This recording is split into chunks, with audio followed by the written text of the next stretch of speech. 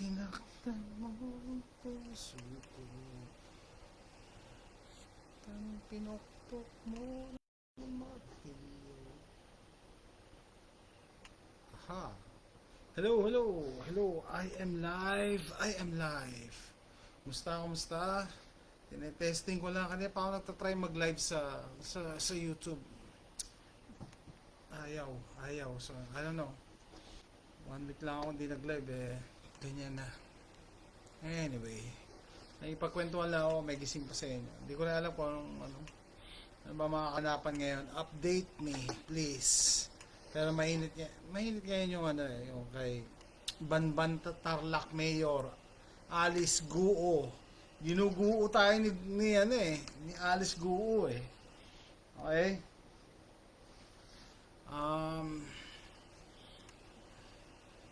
Kung talagang gising kayo, sabihin, aware kayo sa nangyayari.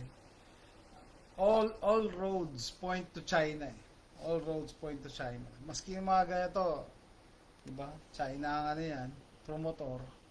Tapos yan, mayor ng Bamban Tarlac, Chinese spy, kahit wala pang final verdict yung Senado. Halatang halata na Chinese spy yan. Okay? And, ano pa ba makakaganapan ngayon? May 16, ano nang balita sa pandemic treaty na nag-June May 10. Tataka talaga ako na makapag-upload sa YouTube ngayon ng live video. I don't know. Yun. Sabi ko, try ko sa Facebook. Buti naman sa Facebook, pwede. Tignan ko lang okay ba yung audio ko. Settings. Okay.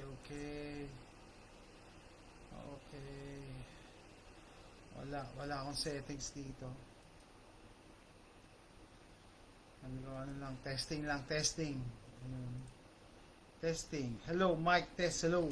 Kumusta? Testing ko lang kung gumagana. Gumagana. Yan. Oy, good evening. Okay ba yung audio ko? Kasi nagkakaproblema ako sa live stream ko sa YouTube eh. Kaya nagtry ako dito sa Facebook. I just wanna know kung gumagana.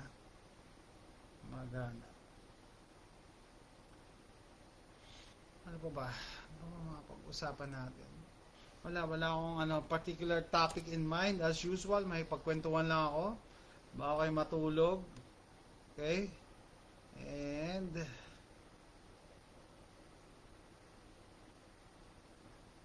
breaking news. Nanotechnology found in Coca-Cola and Pepsi. Actually, buti nga ngayon, Okay. Ay, salamat. Okay, buti ngayon, may iwas na rin ako sa soda kahit papaano eh. Dati talaga. Lalo na pagkakain ka ng mga pizza or sandwiches, dapat may soda. And as always, madami na naman sa feed ko rito sa FB ng mga nategi. Marami na naman nategi. Tapos isa pa pala si Dr. Makalintal, no? Sabi niya na dapat daw ihiwalay yung FB ng mga conspiracy theories. Kaya minsan pagka tinawag kayong conspiracy theories, di ba? Na-offend pa ba kayo? Parang hindi na eh. Kasi ako hindi na eh. Never. Kasi parang nangyari ngayon, nabaliktad na. Kung sino yung conspiracy theories, sila yung mas aware. Or tayo yung mas aware pag conspiracy theories ka. I mean, anong papipiliin ka? Conspiracy theories o sheeple? Yung sheeple, oo lang ng oo. Ano nangyari? Dami tuloy na tegi. So, ang pinaka the best indicator dyan is yung personal experience, personal nakakilala. No? Kasi don't expect na yung DOH mag-a-alert na sabihin, uy, ang dami natitegi dahil sa Bechin. Hindi nila gagawin yon kasi sila yung nagpo-promotor nun eh. Sila yung nagpo-push eh. So, di ba, yung last nga na pinost ko, di ba, yung kaklase ng ate ko, bata pa yon, ano lang yon, 50 o 51. 51 lang yata yun, o 52, parang ganun. Bata pa siya, I mean, hindi, malayo pa sa retiring age eh. Di ba? Tapos maganda yung trabaho, di ba? Masaya yung may pamilya. Oh, in terms of pagpapamilya, kanina napag-usapan namin, napanood namin yung ano eh, yung episode ni Bernadette Sembrano, tao po. Finiture niya yung ano, yung pala magandang insight. Finiture niya yung van life nila Celine Morillo ba yun? Yeah, yung mag-asawang photographer. Pinapanood namin yun sa YouTube eh, kasi magaling sila mag-video, magaling sila mag-picture. Tapos in-interview kanina, may something eh, kasi sabi kanina doon sa interview, ay paano yan kung magkaanak na kayo? Ay hindi, ano po kami, no child by choice. But parang may mali. No child by choice. So pinag-uusapan namin, kasi alam nyo, sa growth and development, yan, stages yan eh, stages. Yan siguro makapag-share ako sa inyo. Stages yan ng growth and development. Kasama na dyan yung mula yun sa pagkabata, yung mga oral phase na yan, mga ganyan-ganyan, hanggang mag-adulthood ka, meron ka dapat stages na dinadaanan. And kasama dyan yung pagkakaroon ng pamilya. Una nga yung relationship, kailangan magkaroon ka ng relationship. Hindi pwedeng hindi by choice na hindi ako mag-girlfriend, hindi ako magbo-boyfriend. Hindi eh, kailangan mo daanan yan. Kailangan mo daanan yan. Part yan ng normal growth and development. Yan na i-share ko sa inyo. Okay? So, pag nagkaroon ka ng partner, so dapat magkaanak din kayo. Hindi mo pwedeng sabihin na, ay hindi, no child kami by choice. Hindi pwede yun.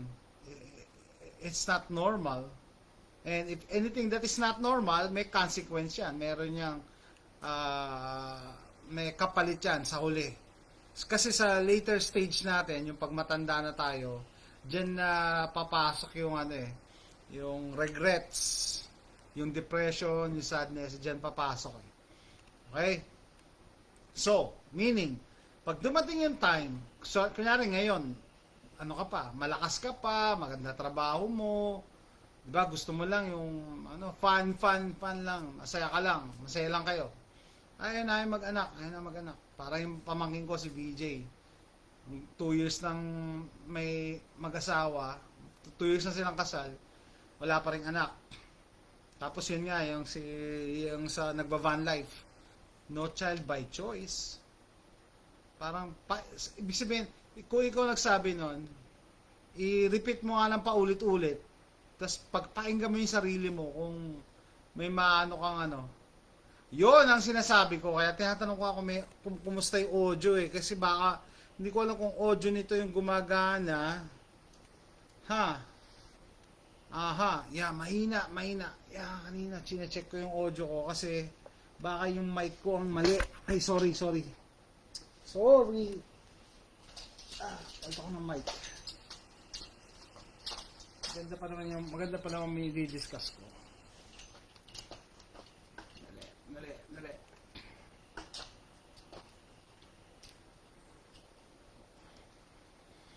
Sandali. Hindi maganda to pang Hindi maganda to pang Facebook.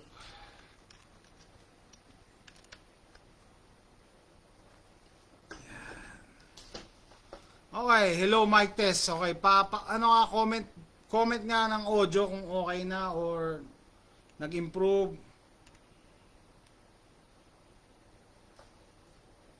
Yan. Okay ba yung audio ko? Hello mic test. Yan. Nagpalit ako ng mic kasi alam nyo ba yon? Ito gumagana to sa YouTube. Ito gumagana naman sa Facebook. Kumusta yung audio natin? Neng Neri, okay po dito sa akin. Louder po. Better. Okay, sige. Okay. So, ito na lang gagamitin ko. Okay, nagpalit ako ng mic.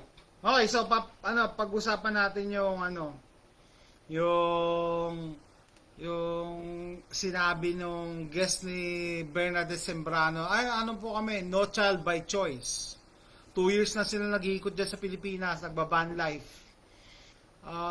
Unang-una, pinag-usapan namin yung van life sa Pilipinas, no? Ginagaya lang yung mga nagba-van life dito sa US. Ginagaya lang. Paano ka magba-van life sa Pilipinas? Napakainit. Paano ka matutulog ng walang aircon? Oh? Pag nag-electric fan ka, yung binubuga ng electric fan mo, mainit din. Gumagaya lang talaga sa Western fad. Alam niyo ba dito sa US, pinag-uusapan din ng mga preppers yan ng mga gising. Okay? Pinopromote ng YouTube ang van life. Pinopromote nila yan.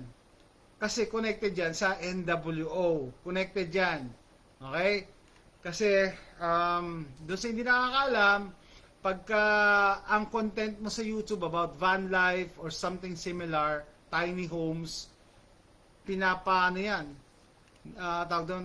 nire-recommend ni YouTube. Bakit? Kasi in the future, ganyan ang gusto nilang gawin sa atin, na nakatira lang tayo sa maliit na space. Hindi na tayo mag-aspire na magandang bahay, malaking lupain. Ang gusto nila, makontento ka sa ganito ka lang titira. Ganyan ka lang titira. And then, it hit me, nung in-interview nga ni Bernadette Sembrano, yung si Celine, sabi, paano pag nagkaanak kayo? Hindi no child by choice po kami. So, ibig sabihin, nakatira ka na sa ganito kaliit na space, tapos hindi ka pa mag-aanak, yan ang perfect para sa New World Order. Hindi ka na nila kukumbinsihin. And then, malamang ipopromote nila yung ganyang lifestyle. Para pag in the future, kinulong na nila tayo, dyan sa 15-minute city, nakakapiranggot lang na space, wala na magre-reklamo. Kasi, yan ay uso Sabi, yan ay uso. Yan ang mga ginagawa ng mga idol namin. Mind conditioning ang tawag dyan. Okay? So, napag-usapan na yan ng mga gising dito, ng mga preppers dito, na bakit yung mga van life palaging nire-recommend. Tiny homes nire-recommend.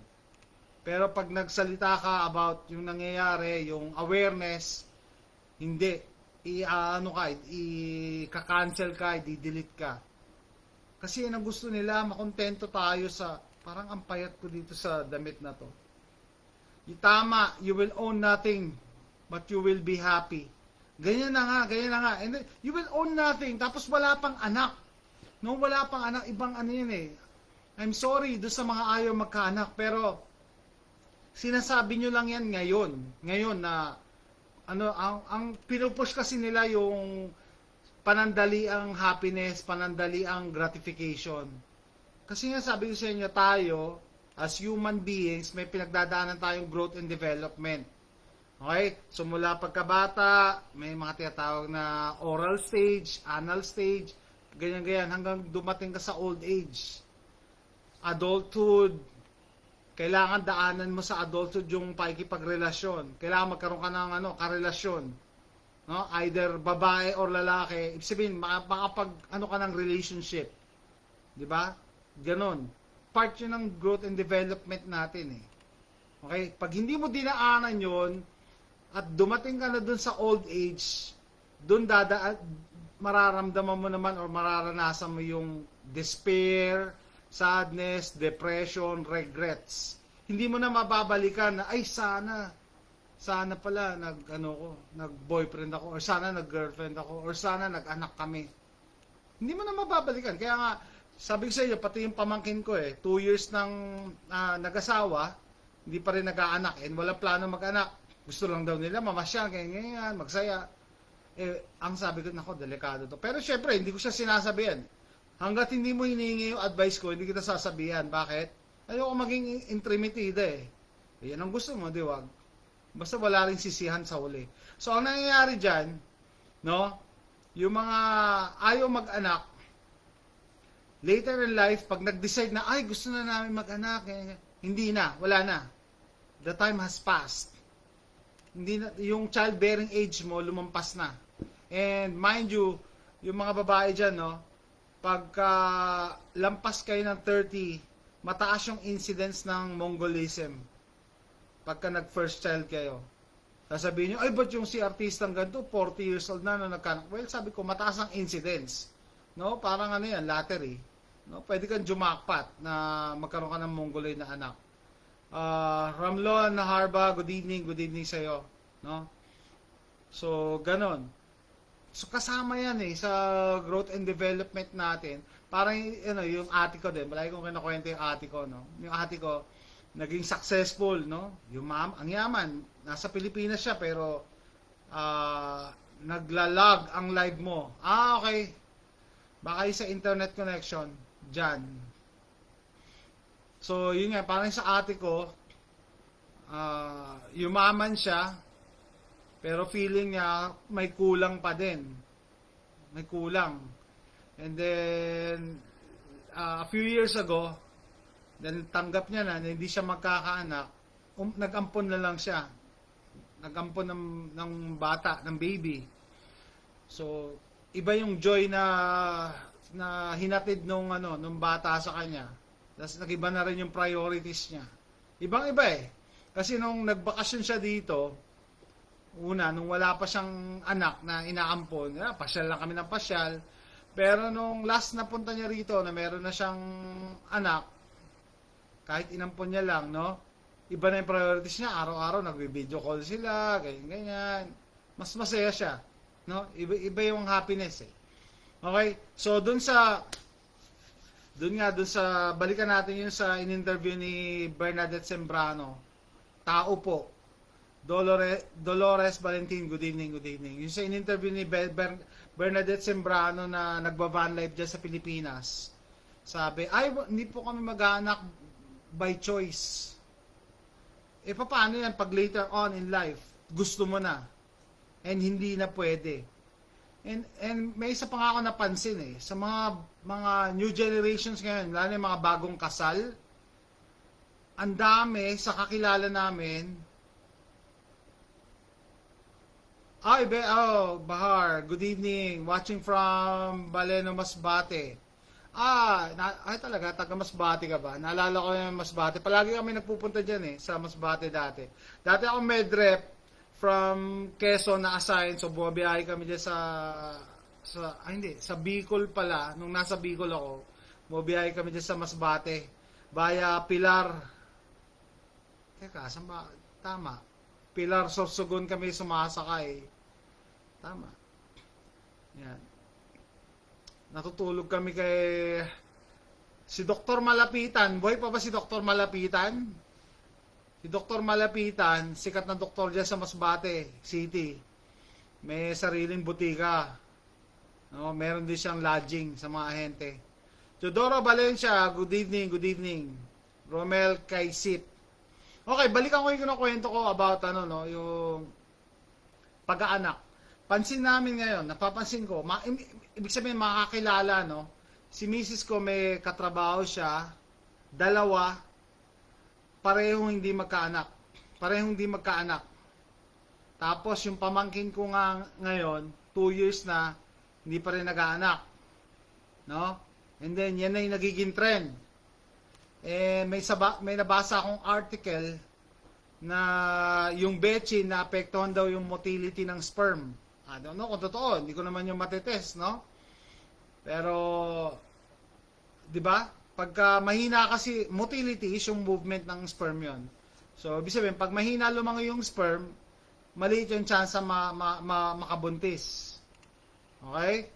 So, keep in mind, mapapaisip ka, hindi kaya kasama to sa agenda, sa DepOp agenda.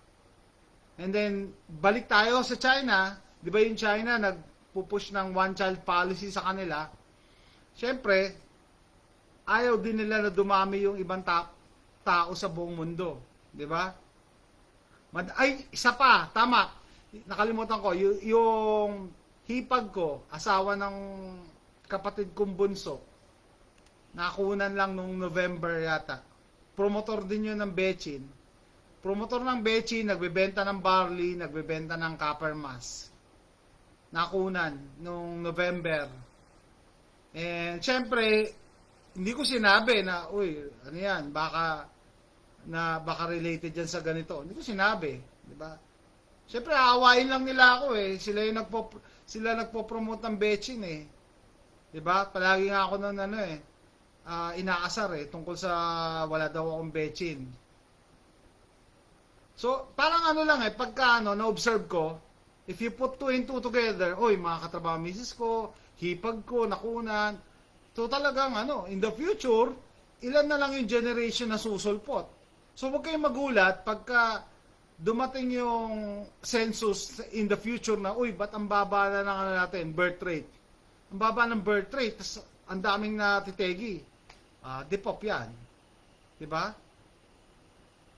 Totoo yan sa na-sterilize sa betchin, kaya hindi Kaya nga, ako duda ako Siyempre, hindi ko siya pwedeng sabihin directly. Baka i-fact check nyo ako, sabihin, anong source mo? Wala akong source, pero na-observe ko eh. Na-observe ko lang, no? Imagine, kakilala mo. No? Kakilala mo, ganito nangyayari. Siyempre, pag ni-research mo yan, don't expect na yan ang sasabihin ng DOH.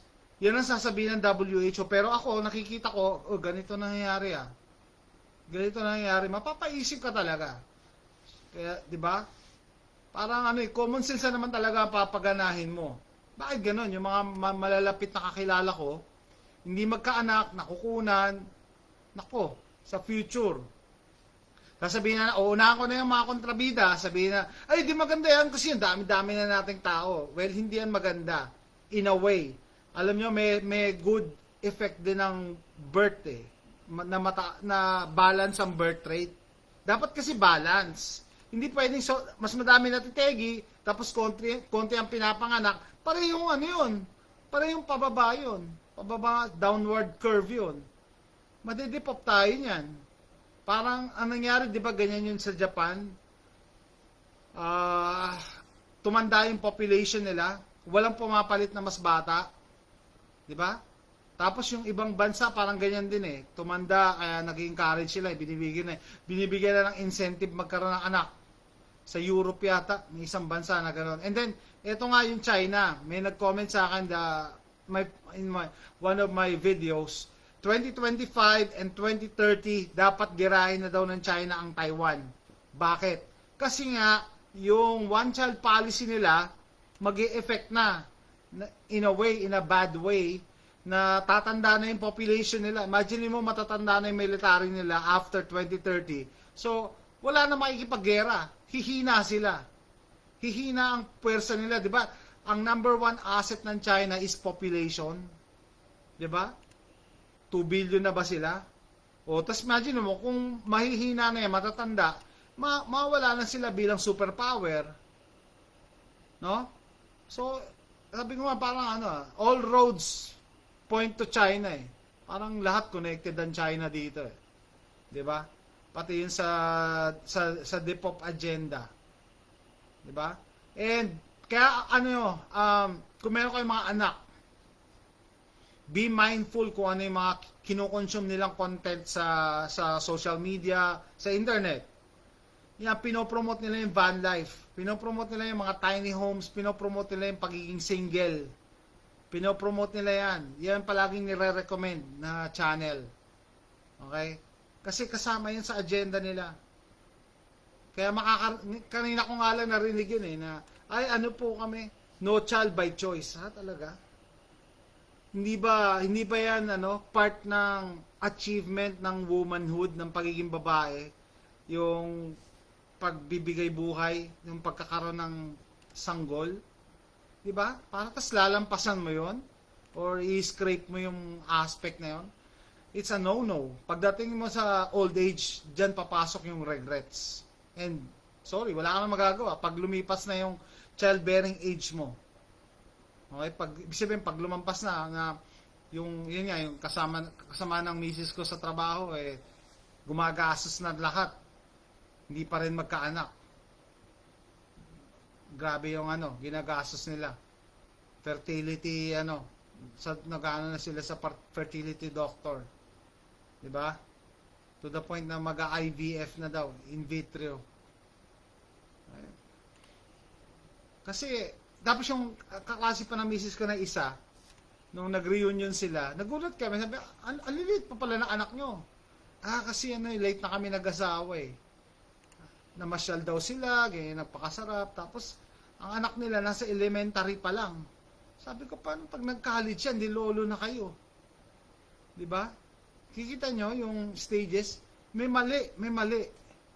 I'm sorry to say, akala nyo sa una tama yung ganyan, pero you're going against the normal course of life pagka ganyan.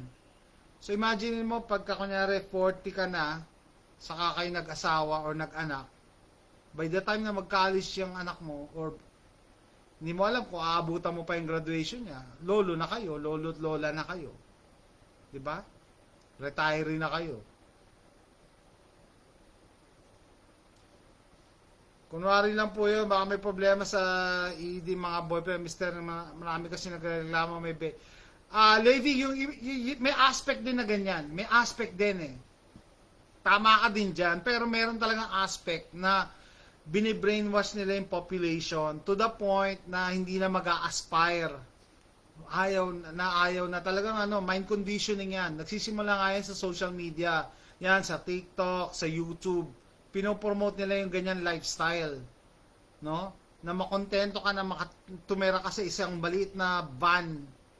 Hindi ka na, 'di ba? Normally pag ikaw nung bata, ay gusto ko malaking bahay. Kasi kailangan, 'di ba? Mag-aspire ka ng mas maganda. Hindi kontento na kami sa maliit. Kasi nga you will own nothing and you'll be happy. Yan ang agenda diyan.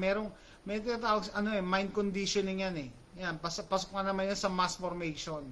And kasama din syempre yung mga in denial na may mga sakit. Pero pag ikaw at young childbearing age, ibig sabihin batang-bata ka pa, nasa late 20s o early 30s, capable ka pa magkaanak, no? Pero yung mindset na ay ayaw namin. Delikado, may something kahit hindi ka nag-aral ng psychology, growth and development, parang may something wrong, no? Kaya sabi ng mga bansang naubos ang population, ipapasok na nila mga AI. Yes, Robert Cruz. In the end, ayaw nila tayo mag-produce ng bagong generation kasi gusto nga nila magbawas eh, 'di ba? Ang suggestion nga ng 'di ba? Georgia Guidestones, limit the population to below 500 million. 8 billion na tayo. 8 billion na yung buong mundo. So, gusto nila pababain. Hindi nila pwedeng pababain ng isang aspect lang. Dapat marami. Kasi mahalata eh. Kung gera, yan, magkakasama yan. Gera, pandemic, famine, or tagutom, yun nga, social issues. Pag nabibrainwash nila yung kabataan ngayon, marami sa mga kabataan ngayon, ayaw mag-anak. Ayaw. Hindi sa ini-encourage mo, hindi naman yung katulad ng mga nasa squatters area na anak ng anak. Hindi yun eh. Hindi yun. Pero if you think about it, iba kasi yun, extreme yun eh. Extreme. Ito ayaw mag-anak, ito naman anak ng anak. Iba yun. Dapat andito ka lang, di ba? Sabi nga, everything should be in moderation. Hindi pwedeng extreme. Di ba? And kunyari kayo, doon sa mga kapanood nito, mga bata pa, ibig sabihin, nasa 20s, childbearing age, 20s, 30s, no? Pwede ka pa talaga magkaanak. Sino magdadala ng legacy mo pag namatay na kayo ng asawa mo, boyfriend mo? Ang ina-advise nga nila, di ba? Babae, lalaki, or babae, lalaki. Tapos mag-aampon ng aso or pusa, tinatawag na nilang family. Dinidestroy nila yung definition ng family. Yan, LGBT. Yan, isa pa yan. Kasama nga yan sa social issues. Pinopromote yung DPOP, LGBT, babae, lalaki. Hindi talaga magkakaanak yan. Di ba? Mag-aampon lang ng pusa, ng aso, DPOP na. Family na ang tawag. Di ba si Biden ngayon, iniiba yung definition ng woman yata. Tapos susunod, iba nila definition ng family. Kaya sisirain nila yung core family na natin. Basic family definition. Kasi nga, DPOP ang agenda. And panawagan na rin doon sa mga preppers daw. Gusto maging prepper. Pero never sumagi sa radar nila yung Depop agenda. Marami nagtatanong na bagong preppers ng utility knife, ng multi-tool, pero yung Depop, parang hindi nila, ano yung Depop? Yan ang ngayon ang pinaghahandaan ng mga preppers ngayon. No, kasi kikilos na yung kabal na yan. Kasi nga tumatanda na sila. Yan, sila Soros, sila Klaus Schwab, may mga sakit-sakit na. Kaya nga, kung i-implement nila yung gusto nila mangyari, now is the time. Hanggang 2030 siguro. Bago sila mategi, kailangan ilabas na nila yung plano nila. Kaya abangan nyo, very aggressive sila sa Depop agenda. Kasama dyan yung pagpopromote ng LGBTQ. Yung GMA number 1. Palaging di ba? Ngayon, tingnan nyo yung binabalita ng GMA, yung lead singer ng True Faith, nagpakasal sa California, lalaki din ang pinakasalan. O, di ba, Depop yan, paano magkakanak yan? Ang gagawin nila, mag-aampon lang sila ng aso, pusa, or mag-aampon lang sila sa ampunan ng ibang bata, magiging bading din, o, Depop na nga. Imagine mo, dalawang lalaki, mag-aampon sila ng lalaki na baby. Yung baby na yun, syempre, sa tingin nyo, lalaki yun na straight? Di ba? Hindi. So, Depop din yan talaga. Christina, Pinka, hello sa Bulacan. Di ba? So, Depop agenda yan. So, maraming ways para ma-Depop. Akala nyo ba yung sa Depop, babarilin lang, papatayin lahat? Hindi pwede. Kasi mag-aalsa yung mga tao So, maraming aspect. Yan nga, gera, pandemic, or fake pandemic, 'di ba? Tapos social issues, social issues, yan, mind control, kokontrolin nila yung pag-iisip ng kabataan para hindi na mag-anak.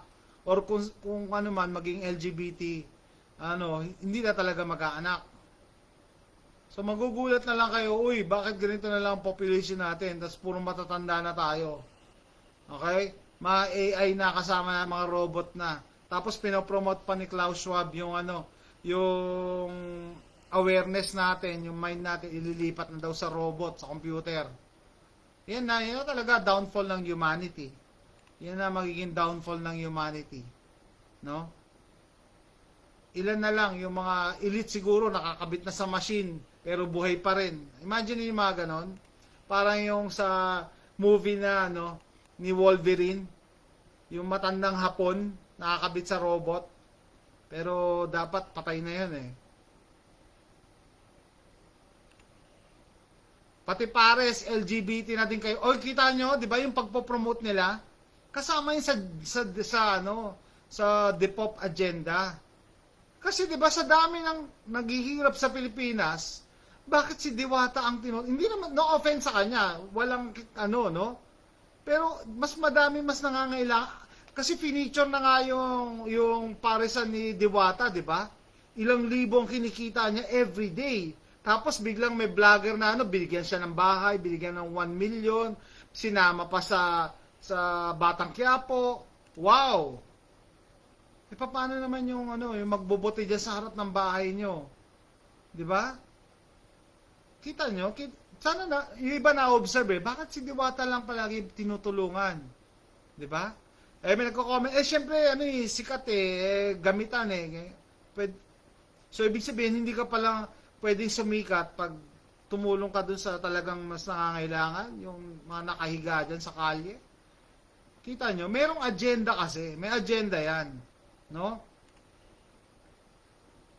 Mag-aampon po sila ng laboratory babies na walang kaluluwa. Robert Cruz yan. Alam nyo guys, sa tingin nyo, lang yan, science fiction, movies, pagka gising ka na talaga, aware ka na sa nangyayari, marirealize mo na yung mga pinapanood pala natin sa pelikula, hindi pala siya fiction. Manual pala siya. Manual of things to come. Diba? Yan na pala yung mangyayari sa atin sa future. Akala nyo, inaaliw lang tayo. Nagbibigay pala sila ng hint na, sa future, ganito na mangyayari. Diba? Tanong ko lang sir, yung mga naturukan ba at nagkaanak, yung anak ba nila, totoong tao pa ba? Ah, yes, yes and no, unless may makakapagsabi, no? Unless may, pero I doubt i-check nila kasi yung mga taong may capability to check like the DNA, yung may mga laboratorio, hindi naman nila gagawin yan dahil yun ang pinopromote nila like the mga DOH, mga WHO. Sa tingin nyo, yung mga bagong silang na anak ng may mga bechin, checkin nila yung DNA, hindi nila gagawin yan. Di ba? Hindi nila gagawin. Pero, para sa akin, ganito, stay on the safe side. Huwag natin agad i-assume yung worst. Kasi mapagkakamalan tayong siraulo niyan, mapagkakamalan tayong mga, ano talaga, may tililing. Unless proven otherwise, unless meron talaga ebidensya. No, let's give them the benefit of the doubt. Dito sa bira makita buntis at panganak mula RC Lictao. Ako nga sabi ko si di ba? Personally, mga kakilala namin. Hipag ko nakunan. Tapos katrabaho ng misis ko 2. Hindi magkaanak. Matagal na mag-asawa. Isa pala bagong kasal lang last year. Yung pamangkin ko, 2 years ng kasal, may bechin. Okay? Promotor din ng bechin, pusher ng bechin at ng booster. 2 years na, hindi pa rin nag-aanak. Okay? So, I don't know, share your personal thoughts. Kayo ba may ganong mga na-observe? 'Di ba?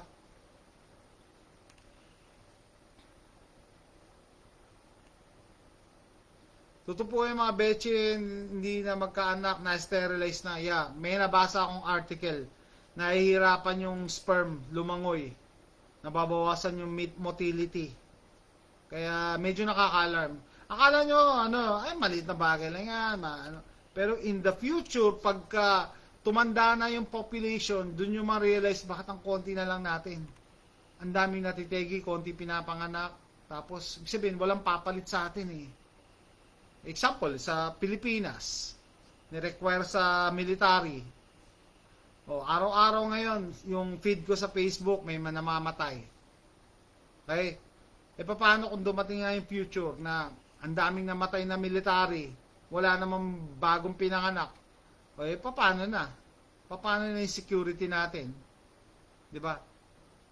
Pwede madali na tayo sakupin. Madali na tayo sumunod sa one world government nila. Ganyan ang yan. It's all connected if you think about it. It's all connected. Ngayon, siguro, meron pa mag-resist or in denial. Wala yan. Conspiracy lang yan. Conspiracy. Di ba yung mga dating tinawag nyo na conspiracy noon, reality na ngayon? A very good example nga yan si Dr. Makalintal na yan. Shout out, ha. Sinasabi niya, conspiracy theories, ganyan, dapat iwalay, ganyan. Tapos, ngayon, umamin na yung AstraZeneca. 'Di ba? Paano niya And tinignan ko yung profile. Ang daming followers nito, 1 million followers. So malamang more than 1 million pa yung nagbe-view sa kanya. And yet, papaalala ko sa inyo, guys, huwag tayong maging panatiko sa tao. Yung ibang religion, pinagbabawalan na sumamba sa rebulto Tapos sasambahin mo yung tao. By samba, ibig sabihin, lahat na lang sinasabi nito, hindi mo kino-question. Hindi mo man lang i-fact check. 'Di ba? Oo ka lang na, oo, magaling yan, magaling. 'Di ba? Tao lang din yan, nababayaran din yan, nakukurap. Ito na nga yung maganda example, yung AstraZeneca Ay, tama! Tama, Maria Manalo. Si Alex Gonzaga nga pa pala. 2 times na nakunan. Heart Evangelist. Si Heart. Isa pa. 4 times na nakunan. Promoter din ng experimental jet. Tama. Mga artista pa yan And I'm sure, may mga artista rin na hindi binobroadcast yung mga ganyan nangyari. Kasi syempre, tayo nga, may mga personal tayong mga kakilala, hindi rin binobroadcast pero nalalaman natin, di ba? Hindi naman nila pinopost social media yan Yung shinare ko sa inyo, hindi naman Di ba? So, nakakabahala. Ano ngayon? May 2024. A few years from now, ma-obvious na yan na bakit ang konti na naman ano natin, kinder. Ang konti na ng mga first grader. Ang konti na ng elementary. Ganyan ang mangyayari. Mapapansin natin yan. Kasi nga, konti na yung pinapanganak. Tas mas marami natitegi. Diba? Eh yan yan, mga artista na. Oh. Big sabihin, marami silang pera, may personal doctors yung mga yan, nakakapagbayad niya ng, ng St. Luke's or yung mamahaling ospital. Diba? Pero nakunan na ilang beses. Naku, sabi ko sa inyo, nakakabahala yan. Kasama sa Depop agenda yan. And, isama dyan yung, yung mind conditioning sa mga kabataan na ayaw mag-anak. Yung iba ayaw mag-relationship. Yung iba, naging LGBT na. Kinokontrol nila eh. Alam niyo ba yung, yung pagiging bakla or pagiging bading, ang laki ng effect ng dyan, ng environment. Ang laki ng effect. Yeah, true siguro na, pinanganak pa lang to, bading na. Talaga? Samantalang yung iba, maliit pa lang kasi, binibisa na ng damit pambabae, binibigyan na ng manika, tas i-expect nyo magiging lalaki yan pag laki.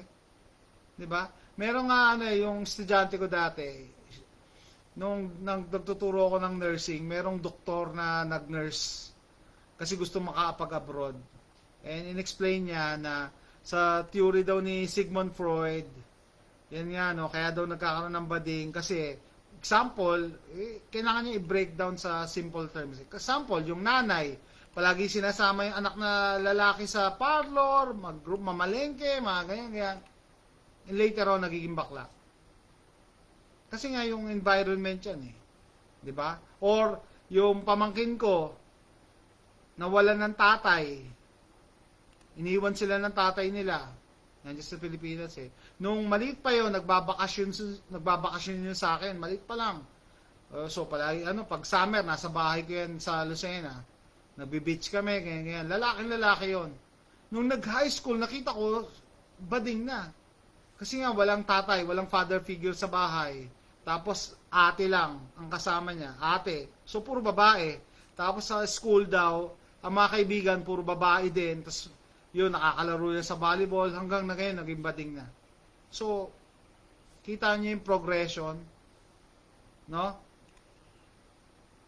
Napakalaking effect na impluwensya ng mga bading sa school. Oo, lalo na ngayon, social media. Lalo na ngayon. Hindi ko sinasabing masama, pero napatunayan na yun eh. Theory ni Sigmund Freud eh. Yung conditioning, yung environment. Lalong-lalo na pagka nasa age ka ng confusion, yung gender confusion ang tawag dun eh. Yung nag-iisip pa, ano ba ako, lalaki, babae. Diba? Eh, paano? Kung ang kasama mo, lalaki yung bata, nalilito sila. So, walang nakukuha proper guidance. Walang tatay eh. Walang father figure sa bahay. Similar sa opposite side naman, yung pamangkin ko naging tomboy. Okay? Kasi namatay yung nanay. Tapos, siyempre, tatay lang nagpapalaki. And then, nung nagkaedad na, naging tomboy na. So, may psychological effect. Yun ang gusto kong ipunto. Hindi lahat sa genes. Majority, psychological effect eh. Diba? Mahirap maghanap na mapapang-asawa na unbox. True, that is true. Pero syempre, yung true love naman, hindi, kung talagang para sa'yo, darating yan. Sa mga probinsya nga, lahat ng programa nila ay puro baklang shows na patawang kalas. Ay, hindi. Example, ito. May fina-follow kami si, Bahay Jeep ni Antet. Bahay Jeep ni Antet. So, nung asa Samar pa sila eh, napansin ko, lahat na nakakasalamuhan nila na taga-Samar, na taga-tourism ng Samar, puro bading. Parang nakakaano lang, sabi ko, bakit puro bading? Yung mga pinuntahan nila, hanggang ngayon, may kasama pa rin sila na bading. Sabi ko, ang daming bakla pala sa Samar. Parang ganon. Ma-observe mo eh. No? Ma-observe mo. Diba? Ibig sabihin, yung statistics eh, sa what are the odds na ang makakasama nila puro bading? Kada puntahan nila. No? Mga empleyado ng government pa. So, social yan, aspect. Yung, hindi, sabi ko nga sa inyo hindi kasi normal. Kasama sa responsibilidad natin as a human species, yung continuity ng natin, ng species natin. 'Di ba?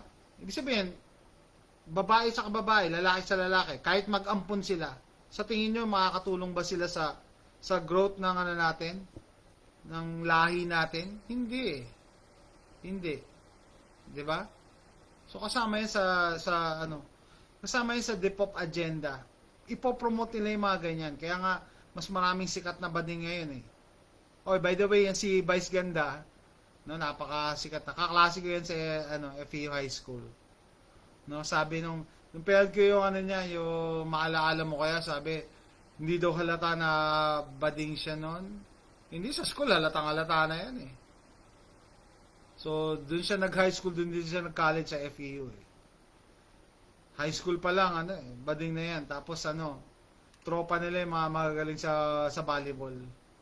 Na-mention ko lang, kasi ang dami na rin ang dami rin siyang followers, ang dami rin gumagaya sa kanya.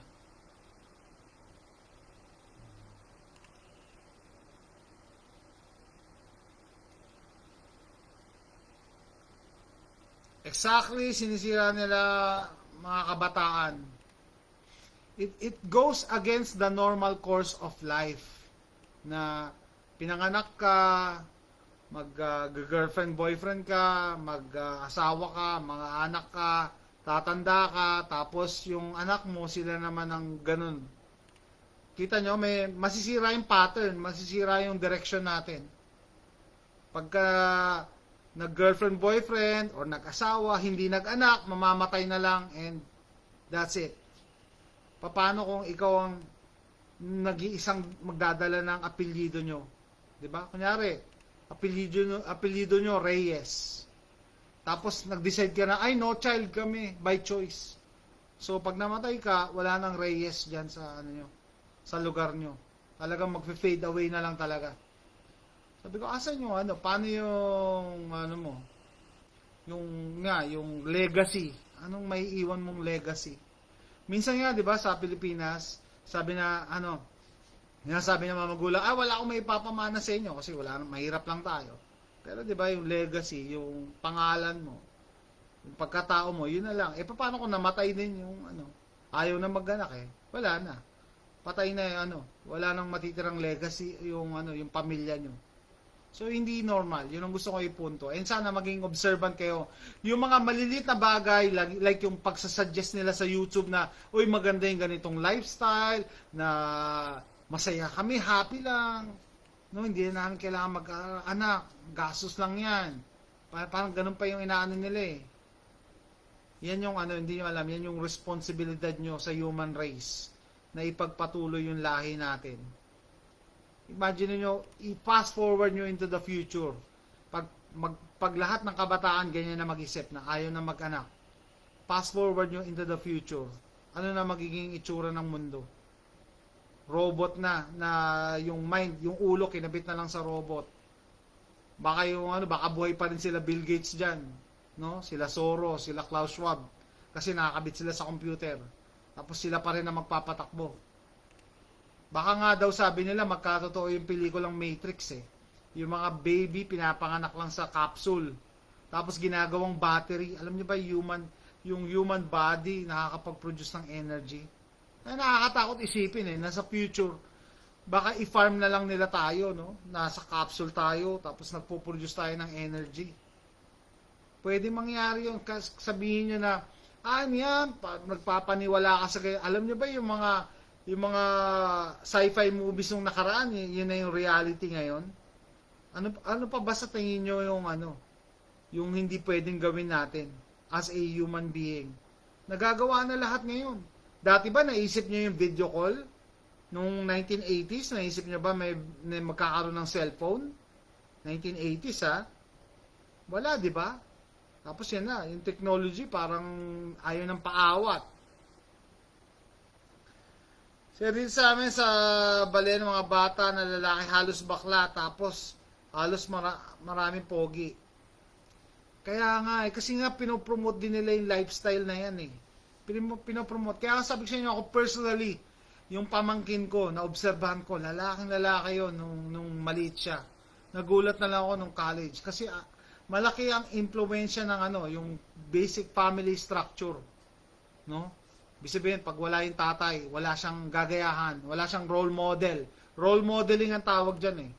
Pag yung batang lalaki, walang tatay, malilito siya. Ano ba ang role ko? Ako ba yung nanay? Ako ba yung magiging nanay?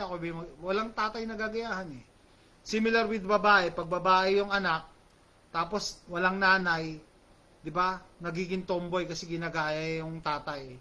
They can't help it. Hindi na mapano yan. Pangalawa naman, yung social aspect, yung pinoprogram sa atin ng social media, ng YouTube, pinopromote nila yan. Pinopromote nila. Kaya bantayan nyo yung mga cellphone sa anak nyo kung ano mga pinapanood. And syempre, kailangan natin magpaalala bilang magulang. Ay, yung anak ko nga, 21 years old na, no? Nang isang araw, nagpaalam siya. Sabi, Dad, my friends are, asking me to go there sa bahay doon ng isa ng kaibigan. They will just hang out. Sabi ko, don't do drugs, JM. Tapos sabi niya, why would I do that? Ganyan. Required daw sa trabaho. Pag nagkatrabaho daw siya yung mga drug test. Sabi ko, as a parent, kailangan ko pa rin ipaalala. Kahit alam ko hindi mo gagawin, kailangan mo pa rin ipaalala.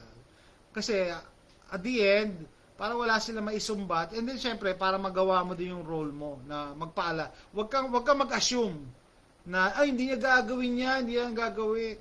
Dapat as a parent, ipaalala mo pa rin yung sa mga anak mo. Kasi may mga times na naliligaw sila ng landas. Kasi tayo nga, adult na, nagkakamali pa rin, di ba? So, yung mga bata, ganun din. So, as a parent, i-remind nyo pa rin yung mga anak nyo, kahit paulit-ulit. Di ba? Si Duque pang-develop talaga. Ay, nako, isa pa yan si Duque. Kaya nga, di ba? Sabi ko, ito pinagawa ko lang yung t-shirt na to, dalian lang to. Sabi ko, katuwaan lang. In-order ko lang sa eBay. Kaya siguro kayo, kung mas may access kayo sa Pilipinas eh. Ibig sabihin, mas makagawa kayo ng may picture talaga. Sabi ko, ano kaya? Sabi ko, gawa pa nagbablog ako. Yan, isa pa yun si Duque. Pero alam ko, balita ko, kinasuhan na daw yan. Kasi, balikan nyo, may graft and corruption charges yata na nakaabang sa kanya last time eh. Yung budget kasi nung pandemic daw. Tapos, iyak-iyak pa siya, no? Anak nyo kami, hindi kami nag-ooperate sa normal na condition, pandemic ngayon eh. Ginawa nilang sangkalan talaga yung pandemic na lahat na lang pandemic ang rason eh. Kaya nga sinabi ko sa inyo, di ba? Pinopromote nila yung lockdown. Kasi pag nag-lockdown, walang mag-audit. Sinong lalabas ng bahay para mag-audit? Kung saan nila ginagastos yung pera? Kung yung mga politiko natin nagkukorrupt na. Pero sila, yung mga nasa taas, hindi naman sila nagmamas. Hindi naman sila nagso-social distancing. Di ba? Kasi alam nila yan. Kaya, doon sa nagtatanong, sir, bakit may mga, doktor na mamatay or nurse? Kasi hindi sila na-inform. Hindi sila nandun sa taas ng pyramid. Nasa baba pa lang. And yung pinost ko nga, kaklase ng ate ko, taga DOH yun, na Tegi. Promotor yun ng Bechin. Kasi low level pa rin siya eh. Member siya ng DOH pero hindi siya yung nasa tuktok. Ang nasa tuktok niyan, sila Tayag, Duque, Verheri, yan, yung mga nandyan.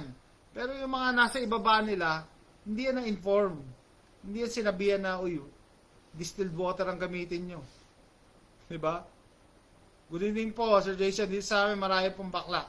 Yan nga, napansin ko rin sa episode ni Bahay Jeep ni Antet. Samar, ang daming bakla. Ang daming bakla. Hindi ko sinasabing masama ang pagiging bakla. Ang sinasabi ko, hindi siya normal. It's not normal sa course of life. At pag lahat tayo imagine niyo, pag lahat tayo naging bakla, ano mangyayari sa species natin, sa human species? Sino magtutuloy pag lahat tayo tumanda at namatay? Kailangan may nagpo-produce eh. So, ang mangyayari niyan, machine na lahat, in vitro, IVF na, in vitro fertilization na. Sa laboratory na tayo ibibreed. No?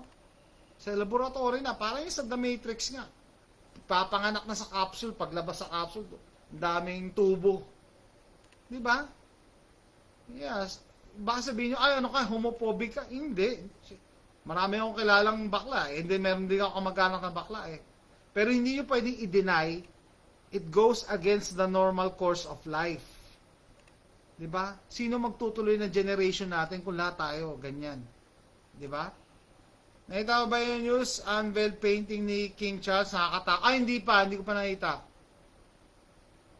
Newly unveiled painting ni King. Hindi ko pa nakita. Di ba?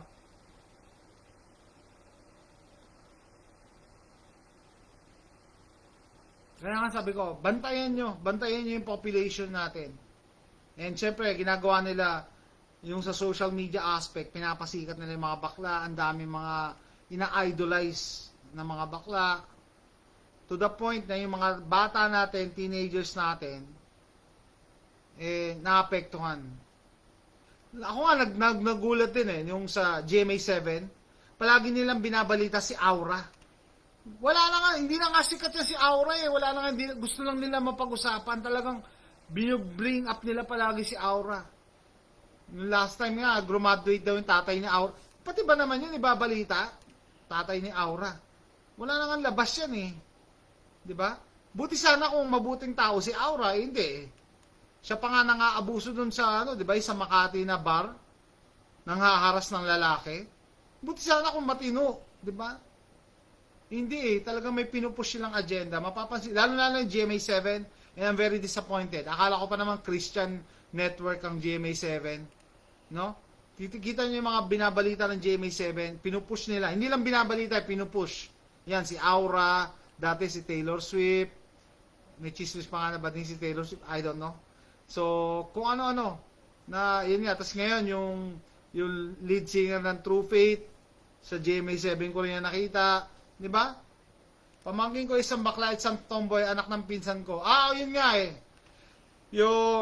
Yung pamangkin ko, nagpakasal lang ngayong April, last April pala. So, yung side nila, may bakla at tomboy. No? Tapos sa amin, meron din yung pamangkin ko. Ay, nako.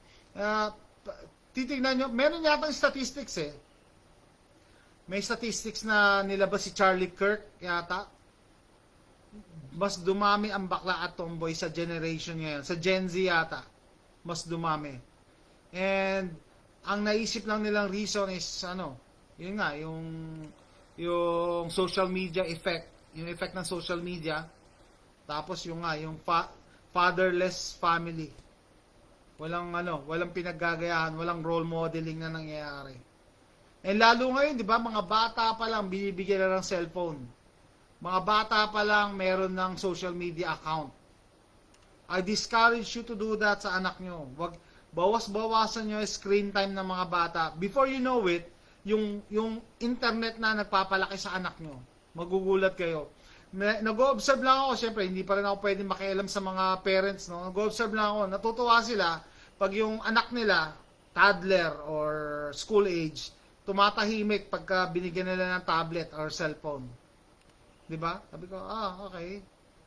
Hindi maganda yon. Akala nyo maganda kasi tumatahimik, hindi nakatutok na, nakafocus na. Actually, ang suggestion dyan is dapat at 1 hour a day lang ang screen time. Pero yung iba, umiiyak yung bata, bigyan nyo yung cellphone, bigyan nyo para manood ng YouTube, manood ng mga Peppa Pig, ng mga kung ano-ano. Yung panganay ko ata, na-observe ko yan eh. Nung panganay ko, nagkaroon siya ng speech problem nung maliit pa. Ngayon, yung panganay ko, 23 years old na eh. Nung maliit siya noon, parang siya sa development ng speech niya. Kasi ang pinapanood doon palagi si Pingu. Pingu. Yung penguin yun na cartoons eh.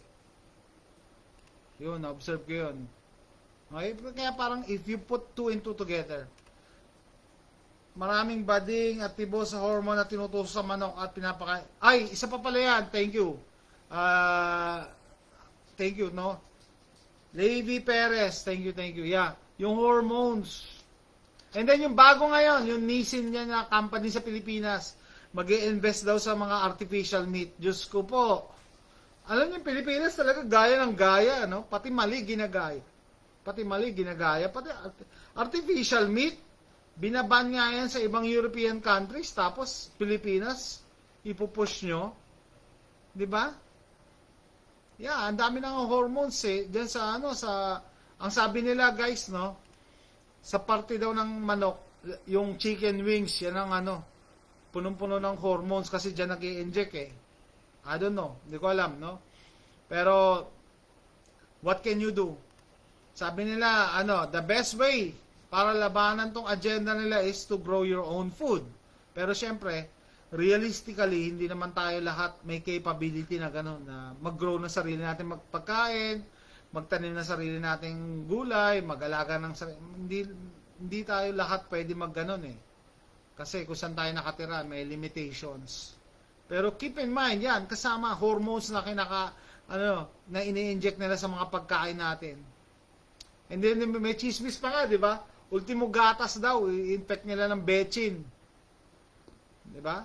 Sabi ko, araw-araw pa naman kami umiinom ng gatas dito. Whole milk. Pag nagkataon, di ba? No? So, minsan mapapaisip ka, no? Yung mga maliliit na bagay na ganito, magkaka-connect pala. Kaya pala ganyan. Magigising na lang tayo in the future na, kaya pala ang tatanda na namin. Tapos, wala na. Yung mga kaedad natin, namatay na. Tapos, walang mga bagong kinder ngayon. Walang grade 1. Kasi, Depop is real. And, panawagan ko sa mga nag-a-aspire maging prepper. Huwag kayo mag-invest sa mga mamahaling kutsilyo, mamahaling gear, bibili kayo ng mga 511 na gear, na bag, pero yung Depop agenda never pumasok never dumaan sa radar nyo. Kaya nga isa sa mga nakabardagulan ko gusto mo maging prepper, pero nung sinabing safe and effective, pumila ka agad. Di ba? It doesn't make any sense na mag-i-invest ka sa gamit, tas sinabing safe and effective, pumila ka, tegi ka, saan na mapupunta yung mga gamit mong yan? Yung mga Swiss Army knife mo, saan na mapupunta? Wala yan. It won't matter at the end. Walang silbi yan. Kung matitegi ka rin pala. Kung hindi ka man mategi, ma-paralyze ka, or may sakit ka na sa puso. May tama na yung puso mo. Di ba? Yan talaga dyan eh. Yung sa kaklase ng ate ko, no? Yung pag-message ko sa kanya, sabi ko, don't tell me cardiac arrest yan or turbo cancer. Ang sabi niya sa akin, yan stage 4 leukemia. Di turbo cancer nga yun. Leukemia is a form of cancer. Stage 4 pa. Alam niyo, pag sinabing stage 4, stage 3, stage 4, parang wala ka ng time magpagaling eh. Wala na, magpapaalam ka na lang. Buti kung may time ka pa magpaalam. Wala na. Meron pa akong yung kapatid ng kaibigan namin na napaka-healthy. Ibig sabihin, hindi yan kumakain ng hindi kumakain ng meat, hindi gumagamit ng microwave, hindi gumagamit ng plastic. Talagang healthy living talaga. And yet, nagkaroon ng cancer sa loob ng sa pancreas ata.